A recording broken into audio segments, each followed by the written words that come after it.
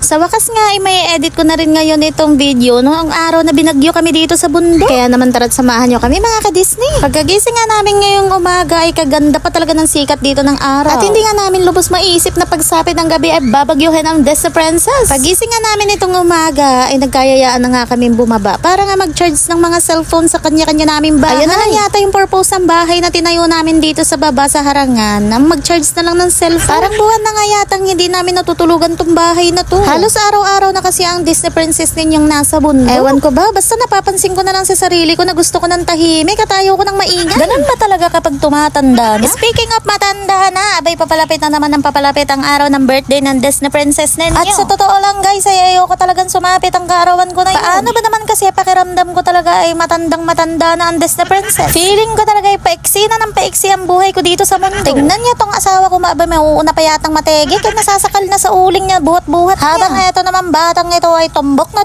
na. Abay ang sarap talagang ikami-hami. Umarte na nga ako dito sa asawa ko na sabi ko ay handaan naman niya ang kaarawan ko. Kasi nga sa totoo lang guys ay hindi niya talaga ako hinahandaan tuwing birthday. Pero tuwing sasapit naman ang kaarawan ko ay hindi siya pumapalya sa mga binibigay niyang gifts sa akin. Talagang gano'n na nga lang tong si Kupal dahil hindi ka man mag-celebrate ay marami ka namang gifts. Benta ko to, bili kong spaghetti, banana ketchup, and glutathione with king of lover. Mayor. At eto na nga, pagsapit nga ng gabi ay hindi namin akalaing lahat na babagyuhin kami dito. Biglaing ka man itong bagyo na to, wala man lang paalam. Umuulan na nga ng mga oras na to pero itong Kupal kong asawa ay busy pa rin sa kabibidyo okay dun sa speaker niya. Ang pangit nga ng boses ng Kupal kaya naman lalong nagalit tong bagyo. Sinabihan ko na nga siya ng mga oras na yan na tumigil na siya sa pagkanta at ang sakit na talaga ng ulo ko. No joke nga mga ka-Disney pero ang sakit talaga ng ulo ko nang kumakanta siya dyan. Ewan ko ba kung bakit. Okay lang naman sana kung umuulan lang, walang problema. Kaso nga lang lumabas bigla si Sangridea. Abay bigla ba naman nagkami-hami wave ang brilyante ng hangin? Abay isang hawian lang talaga yung bubong ng kubo. Nagulat nga rin ako sa mga oras na yan dahil yung tent ko abay nakatayo pa pero itong bubong ng kubo nilipad. Ewan ko, hindi ko sure pero parang may nilagay silang mabigat sa loob ng tent ko kaya hindi nilipad. Kaya naman sinabihan ko yung asawa ko dyan na bumaba na nga lang muna kami dito sa bahay. Ayaw pa nga sana ng asawa ko, mabuti na nga lang at saktong nagyayarin si paring Elmer ng pagsibaba daw kami. Kinabukasan nga ay nagkayayaan na namang umakyat sa bundok at gusto kong makita yung kubo kung ano nang itsura. Eto namang si paring Liam ninyo ay busy kakakapa ng mga pawikan. Sa isip-isip ko nga ay baka masaktuhan ng bunganga ng pawikan ay naku talaga namang walang humpay ang kagatan. Hindi pa naman nabitaw yung pawikan na yan once na makagat ka. Mabibitawan ka lang siguro niyan kapag naputol na ang ulo niyan. Dadaan ka nga muna dito sa maliit na sapa bago ka makarating papuntang bundok nila. At eto na nga yung start ng hingal namin dahil puro paahon talaga ang lalakarin natin dito para makarating sa bahay ko. At unang ahon pa nga lang dyan guys, Diyos ko po yung hingal ko parang kabayo talaga. Para kang hinabol ng 10 kabayo dyan. Kaya nga ang teknik ko dyan guys, kapag aakyat ako ng bundok ay hindi talaga muna ako kumakain. Dahil nga kapag busog ako guys, konting lakad nga lang ay nihingal na ako at bigat na bigat talaga ako sa katawan ko. Pero kapag nga walang laman ng sikmura ko ay kayang-kaya ko talagang umakyat kahit walang pahingahan pa. Ikatlong babat akyat na nga to ng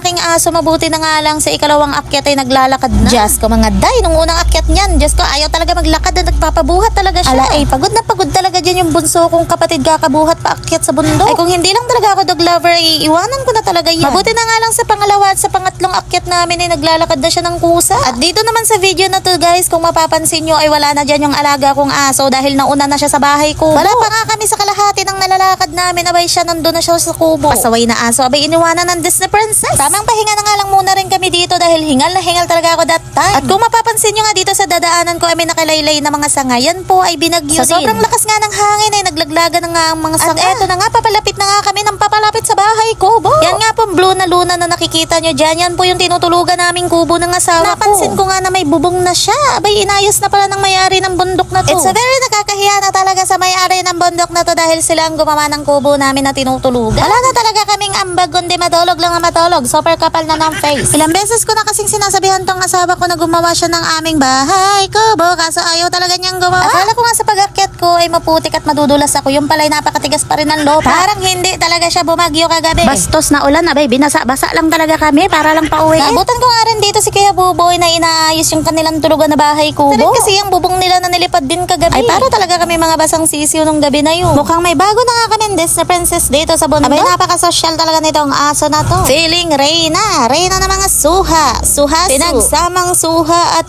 aso. Suhasu. Bumibili ba kayo ng aso? Sa inyo na to. Binebenta ko na. Siya pa naman yung pinaka-favorite namin pero siya pa rin yung pinakamataray. Maya-maya nga ay biglang dumating na dito si Kupal at nilalaro na si Buntis. Siya nga po pala si Hotdog Pandakikok. Pandak kasi yan guys at hotdog ang pangalan. Hanggang dito na nga lang din po muna ang ating video guys. Like and share na nga rin po pala mga ka-Disney. Thank you for watching. Bye!